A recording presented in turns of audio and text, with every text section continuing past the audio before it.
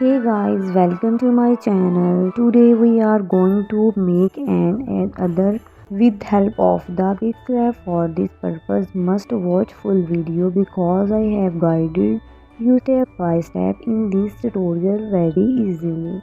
I have given the links of background used and also the link of fonts in the description.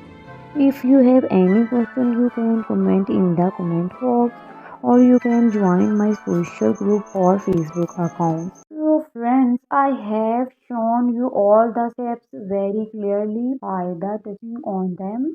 If you want to use this PLP file, follow my steps. I hope you will understand easily.